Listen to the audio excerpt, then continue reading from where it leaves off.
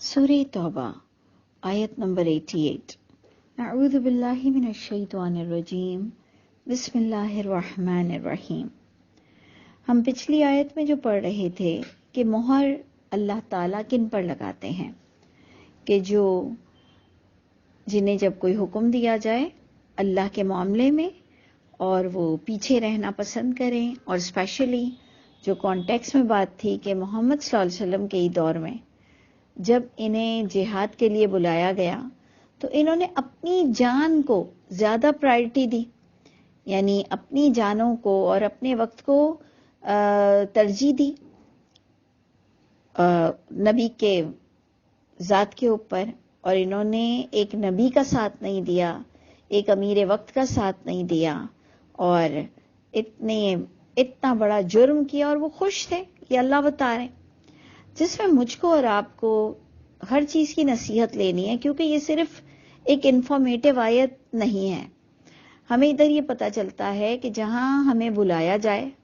اور جہاں سچوں کا ساتھ دینا ہو، جان سے دینا ہو، مال سے دینا ہو، ادھر جب ہم دنیا کو پسند کرتے ہیں، جبکہ دنیا کو پسند کرنا بری بات نہیں ہے، دنیا میں خوش رہنا، مگن رہنا، اپنے بیوی بچوں کے ساتھ رہنا اور دنیا کے مزے کرنا، سیر و تفریح کرنا،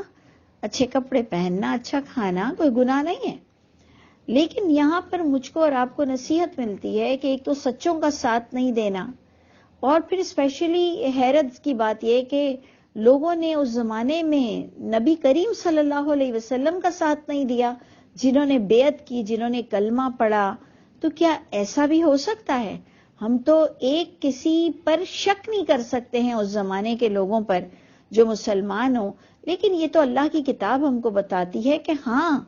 اس زمانے میں جب محمد صلی اللہ علیہ وسلم کو مین پاور چاہیے تھا، انسانوں کی مدد چاہیے تھی، تب لوگوں میں سے کئی لوگوں نے اللہ کے رسول کا ساتھ نہیں دیا۔ اللہ نے فرمایا تو ان کے دلوں پر اللہ نے مہر لگا دی کہ اب وہ واقعی نہ اٹھیں، اور اللہ کو ان کی مدد کی کوئی ضرورت نہیں، کیونکہ یہ سمجھ ہی نہیں رکھتے ہیں کہ اتنا بڑا اللہ رسول سے وعدہ کر اور وعدے کو نہ نبھانا۔ تو ایکچولی تو یہ ہمیں بتایا جا رہا ہے کہ ہمیں بھی کہاں سمجھ ہے، ختم القرآن پہ ختم القرآن کرتے ہیں، قرآن کو گرنے نہیں دیتے ہیں، قرآن کی عزت کرتے ہیں، لیکن قرآن کے مطابق عمل کرنا ہم سب کے لیے کتنا مشکل مرحلہ لگتا ہے، اور ہم کسی نہ کسی طرح اپنی پتلی گلی کا سہارا لے کر فتووں کی دکانیں چلاتے ہیں، یا پھر ہم اپنے آپ کو تسلی دے کر میٹھی نیند سلا دیتے ہیں۔ تو جہاں پر وہ آیت آئی وہاں پر اب اللہ راضی کس سے ہیں اس کے بارے میں بھی اللہ تعالیٰ فرماتے ہیں آیت نمبر 88 سورہ توبہ میں کہ لیکن الرسول، لیکن جو رسول ہیں، والذین آمنوا معہ، اور وہ لوگ ہیں جنہوں نے ایمان لایا اس رسول کے ساتھ، یعنی اب اچھے لوگوں کا ذکر ہے، جہاں اوپر برے منافقین، مسلمان میں سے جو برے لوگ تھے، بار بار یہ بات یاد رکھیے، مسلمانوں میں سے، بیعت کرنے والوں میں سے جو منافق تھے، برے لوگ تھے، ان کے کمپیریزن میں اب اچھے صحابہ کرام کا ذکر آ رہا ہے جو اپنے وعدے کے سچے تھے، کہ لیکن رسول اور وہ لوگ جو ایمان لائے اس نبی کے ساتھ، اس اللہ کی بات کے ساتھ، انہوں نے جاہدوا باموالہم وانفسہم، انہوں نے جہاد کر کے دکھایا، جد و جہد کی، مال کے ساتھ بھی، جانوں کے ساتھ بھی، یعنی انہوں نے مال بھی لگایا، جان بھی لگائی، وَأُولَئِكَ لَهُمُ الْخَيْرَاتُ، یہی تو وہ لوگ ہیں کہ ان کے لیے بھی بھلائیاں ہی بھلائیاں ہیں۔ اب اولئک لہم الخیرات کے اپوزیشن میں ہم کو کیا لفظ ملا تھا؟ طُبِعَ عَلَى قُلُوبِهِمْ، آیت نمبر 87 میں ہمیں جو لفظ ملا تھا طُبِعَ، مہر لگا دی اللہ نے ان کے دلوں پر، برے لوگوں کے دلوں پر اللہ، اور ان کو سست، کاہل اور زمین کو پیار کرنے والا بنا دیتے ہیں۔ اللہ ہم پر رحم کرے۔ اور نیک لوگوں کے لیے اللہ تعالیٰ کیا فرماتے ہیں؟ جو کام کرتے ہیں، سچوں کا ساتھ دیتے ہیں، لہم الخیرات، یعنی یہ دیکھ لیں دونوں سینٹنسز میں کیسے ڈفرنسز آ رہا ہے کہ ان کے لیے بھلائیاں ہی بھلائیاں ہیں، یعنی وہ جو میرا ایمان ہے کہ ہم اللہ کے لیے اٹھیں گے تو ہمارے دوسرے معاملات اللہ آسان کر دیں گے. ہماری قسمت کی برائیوں کو جس کے لیے NOC بننی ہے، کیونکہ سب کو ایک حصہ تکلیف کا بغیر گناہ کے جھیلنا ہے، اور ایک حصہ ہم سب کو اپنے گناہوں کا بھی جھیلنا ہے، جس کو ہم مکافات عمل کہتے ہیں، جو آج کل ہم سورہ عنکبوت میں پڑھتے ہیں کہ آمنا کہہ کر چھوٹو گے تو نہیں، تمہیں اپنی پریزنٹیشن تو دکھانی ہی پڑے گی. تو نیک لوگوں کو بھی کچھ کام کرنا پڑے گا بغیر گناہ کے، اور کچھ حصہ ہمیں اپنی گناہوں کی سزا میں بھی گزارنا پڑتا ہے. تو اس لیے ہمارے پاس جسٹیفیکیشن تو ہے ہی نہیں کہ مصیبت آتی ہے تو یہ میرے گناہوں کا نتیجہ ہے، یا وہ جو اللہ فرماتے ہیں کہ تمہیں ٹیسٹ کیا جا رہا ہے، آزمایا جا رہا ہے. تو ہمیں تو ہر معاملے میں استغفار کرنی چاہیے، اپنا خود کا محاسبہ کرنا چاہیے. تو اللہ فرماتے ہیں جنہوں نے ساتھ دیا ان کے لیے بھلائیاں ہی بھلائیاں ہیں. یعنی جب آپ اللہ کے راستے میں سچوں کا ساتھ دیں گے تو یقیناً یہ لفظ، یہ آیت آپ کے حق میں بھی ہوگی کہ لہم الخیرات. صرف صحابہ کرام سے یہ وعدہ نہیں ہے، صرف نبیوں سے یہ وعدہ نہیں ہے، آپ سے، مجھ سے، ہم سب سے وعدہ ہے کہ جو لوگ جان اور مال سے جہاد کریں گے اپنے اپنے وقت کا، لہم الخیرات، سب کے لیے بھلائیاں ہیں. وَأُولَئِكَ هُمُ الْمُفْلِحُونَ، اور اتنا بڑا وعدہ کہ وَأُولَئِكَ هُمُ الْمُفْلِحُونَ، اور یہی لوگ تو دنیا اور آخرت میں فلاح پائیں گے. کیونکہ ہم صرف آخرت کی فلاح کیوں لیں؟ ہم کہیں گے کہ اولئک هم المفلحون میں یہ دنیا میں بھی کامیاب ہوں گے، کیونکہ ہم سب دنیا سے پیار کرتے ہیں، آخرت بھی ہمارے لیے دنیا سے زیادہ عزیز ہے. لیکن اللہ ہم سب کی دنیا بھی اچھی اور آسان اور عافیت والی کرے، سربلندی دے، اور ذلت اور فقیری اور محتاجی اور مفلسی، معذوری، بیماری سے بچا لے. تو اللہ نے وعدہ کیا ہے، اور آپ دیکھ لیجئے اللہ کے وعدے سچے ہیں. تو اگر ہم ان کو ان شارٹ کنکلیوڈ کریں تو سب سے بڑا وظیفہ ہمارے ہاتھ میں آ گیا. جو ہم وظیفے ڈھونڈنے ادھر ادھر جاتے ہیں نا، ہمارے پاس اس وقت ہاتھ میں بہت پتے کی بات آ گئی کہ جو لوگ جان اور مال سے جہاد کرتے ہیں، اپنے مال اور جان سے دوسروں کی مدد کرتے ہیں، یہ ان کے لیے بھلائیاں ہی بھلائیاں ہیں، اور یہ دنیا اور آخرت میں کامیاب لوگ ہیں. اللہ ہم سب کو ان میں سے کرے. اعد اللہ لہم جنات، ان کے لیے تو اللہ نے باغات بھی تیار کیے ہیں، دنیا بھی ان کے لیے فلاح کی جگہ ہوگی، اور اللہ نے ان کے لیے باغات بھی تیار کیے ہیں جو کہ یقیناً ہیں. کیونکہ دنیا کسی کو ملے نہ ملے، یہ بھی ان کا امتحان ہوگا کہ اچھائیاں کر کر اگر دنیا 1% نہیں ملتی ہے تو آخرت کے باغ کا ضرور وعدہ تیار اللہ نے کیا ہے. بہتی ہوں گی اس کے نیچے سے نہریں، خالدین فیہا، ہمیشہ رہیں گے اس میں. کوئی انسیکیورٹی، کوئی کرونا، کوئی 99 ایئر کی لیز، کوئی 30 ایئر کی لیز، کوئی وراثت پر قبضہ کرنے والا، کوئی چھن جانے والی، کوئی بڑھاپا، کوئی معذوری، محتاجی کچھ نہیں ہوگی. یعنی وہ جنت ہی تو جگہ ہے جہاں پر انشاءاللہ اگر ہمیں داخلہ مل جائے تو کوئی انسیکیورٹی نہیں انشاءاللہ تعالی. اللہ فرماتے ہیں کہ ہمیشہ رہیں گے وہ جان اور مال سے جہاد کرنے والے. ہمیں بار بار فوکس کرنا ہے کہ یہ کن کے بارے میں ہے؟ جو جان اور مال سے جہاد کرتے ہیں. ذالک الفوز العظیم، اور جسے یہ جنت مل جائے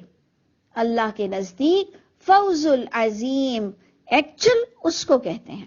جبکہ میں نے ابھی آپ سے کہا تھا کہ اللہ ہمیں دنیا بھی عطا فرمائے، دنیا کی بھی کامیابی، خوشیاں، اولادوں سے،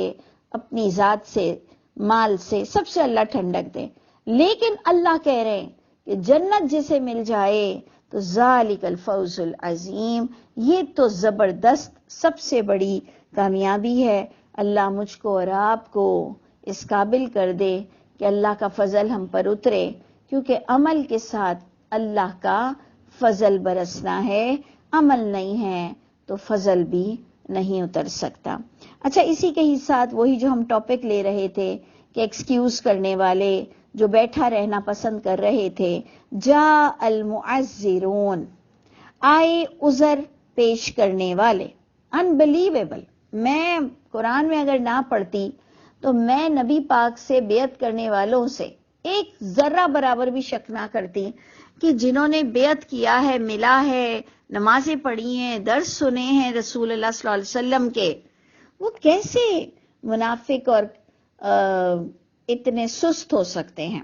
اللہ بتا رہے ہیں، اور اگر اللہ نہ بتاتے تو ہمیں پتہ ہی نہ چلتا. اور اللہ کیوں بتا رہے ہیں؟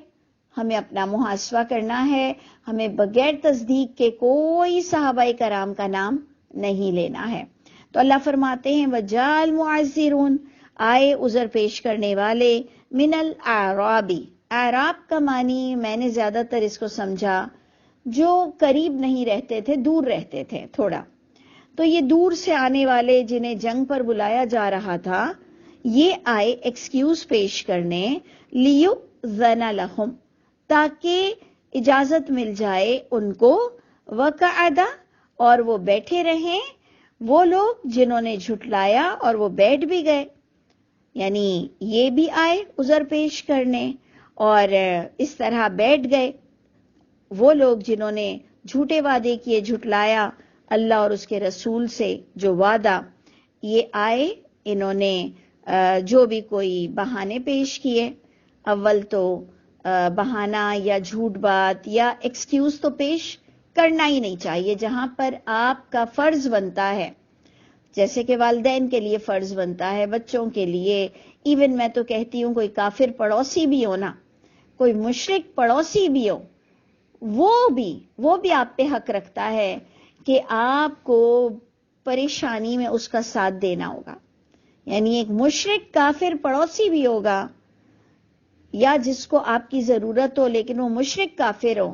اور اس کی جان پر بھی بنی ہو، وہ بیمار ہو، وہ بھوکا ہو، تو آپ کو اس کا ساتھ جائز معاملات میں دینا پڑے گا. تو اللہ فرماتے ہیں یہ لوگ نبی کا ساتھ نہ دینے کے لیے آئے، بیٹھ گئے اور انہوں نے جھٹلا دیا جو وعدہ کیا تھا اللہ اور رسول سے. تو ایسے لوگوں کے لیے اللہ ہمیں بتا رہے ہیں کہ سَيُصِيبُ الَّذِينَ كَفَرُوا، جلد پہنچے گا ان لوگوں کو جنہوں نے یہ کفر کیا. یعنی جنہوں نے یہ کفر کیا جلد پہنچے گا ان لوگوں کو ان میں سے عذاب علیم. ادھر بھی مجھ کو اور آپ کو یہ صرف انفارمیٹیو آیت نہیں ہے کہ صرف معلومات دے رہی ہے کہ جی عذاب پہنچے گا. ادھر یہ پتا چل رہا ہے کہ وہی بات آ گئی کہ جب میں اور آپ عذر پیش کرتے ہیں جہاں پر حق ہی نہیں بنتا عذر پیش کرنے کا، یعنی اتنا ضروری ہے آپ کو اور مجھ کو اٹھنا، اور وہاں پر جب ہم کوئی بہانے تراشتے ہیں اور اپنے دل کو خوش فہمی میں سلا دیتے ہیں اور اپنے آپ کو خود کو تسلی دیتے ہیں، یہ ہمارے اندر ایک بہت بری عادت ہے کہ ہم اپنے آپ کو سمپیتی دیتے ہیں، اپنے آپ کو مظلوم بتاتے ہیں، اللہ کو گواہ بنا دیتے ہیں کہ خدا کی قسم ٹائم ہی نہیں ہے، اللہ کی قسم بیٹھا نہیں جا رہا تھا، سر پھٹ رہا تھا، چکر آ رہے تھے، بالکل سمجھ ہی نہیں آ رہا تھا، مجھ میں بالکل ہمت نہیں تھی.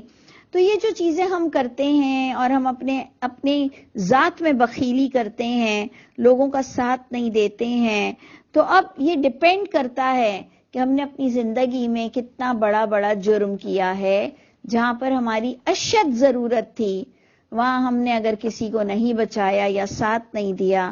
تو اللہ تعالی ہم سب کو اس عذاب علیم سے بچا لے.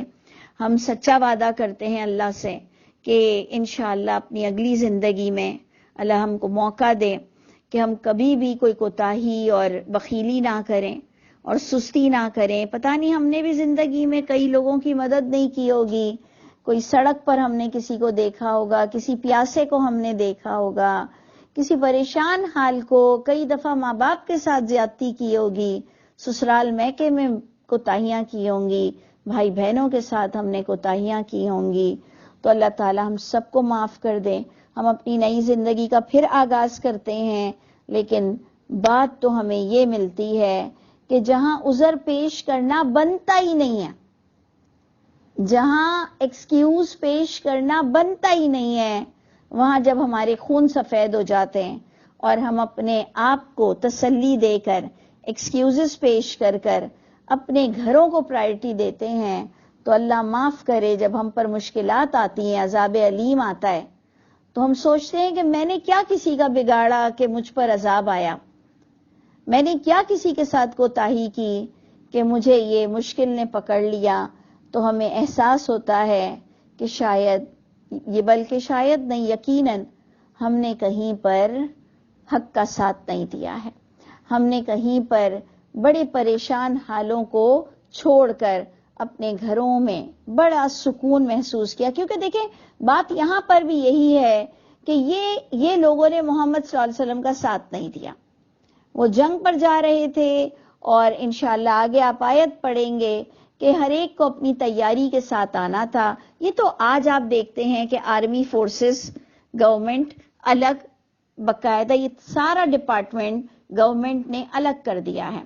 کہ ویپنز بھی آرمیز کو گورنمنٹ دیتی ہے، آرمیز کی پوری پریکٹسز بھی ایک الگ فارم میں ہوتی ہے، ہر چیز ایک الگ انداز میں ہے. انہیں باقاعدہ ہمارے ٹیکسز سے اور جس طرح سے ان کی سیلریز بنتی ہیں. لیکن وہ وقت تھا کہ جب محمد صلی اللہ علیہ وسلم نے کال دی اور تمام لوگوں کو اکٹھا ہونے کا اور چلنے کا حکم تھا. ایون آپ کو آگے کی آیت میں ملے گا کہ خود کا مال اور خود کی سواری بھی لینا تھا. آج تو سارے آرمیز کو گورنمنٹ ہر چیز پرووائڈ کرتی ہے، تو اس لیے بٹ ڈفرنس ہے سمجھنے کا. لیکن جب ہم کسی میسج کو لیتے ہیں اپنے لیے قرآن سے، تو ہم کنکلیوڈ کرتے ہیں اس پر یہ بات کہ جہاں پر آپ اور مجھے اٹھنا چاہیے وہاں اٹھ جاؤ، نہیں تو آپ کو اور مجھ کو کہیں نہ کہیں اللہ پکڑیں گے، اور دردناک عذاب کی وعید اللہ دے رہے ہیں. ہمیں ڈرنا چاہیے کہ یہ وعید دنیا میں بھی آئے گی اور آخرت میں بھی آئے گی اگر ہم بغیر ریئلائز کیے اور بغیر توبہ کے اگر میں اور آپ مر گئے اور اپنے جرم کو جرم نہیں سمجھا، اپنے گناہ کو گناہ نہیں سمجھا، اور ہم نے یہی کہا کہ ہم تو بہتوں سے اچھے اور ہمارا کوئی حق نہیں بنتا، یہ دوسرے لوگ کام کریں، ہم اپنا پیسہ دے کے اپنے شیشے کے گھر میں رہ لیں. تو ایسا نہیں ہوتا. اٹھنا پڑے گا، آپ کو بھی اسٹرگل کرنی پڑے گی، کام کرنا پڑے گا. تو اللہ تعالیٰ مجھے بھی معاف کر دے. انشاءاللہ ہم اپنی نئی زندگی کا آغاز کریں گے، انشاءاللہ ہم ضرور سچوں کا ساتھ دیں گے، اور اللہ تعالیٰ ہمارا جہاں جہاں حق بنتا ہے کہ ہم لوگوں کی فلاحی کاموں میں بھی بڑھ کر کام کریں، اللہ ہمیں کرنا نصیب فرمائیے گا. سبحان ربک رب العزت عما یصفون وسلام علی المرسلین والحمد للہ رب العالمین.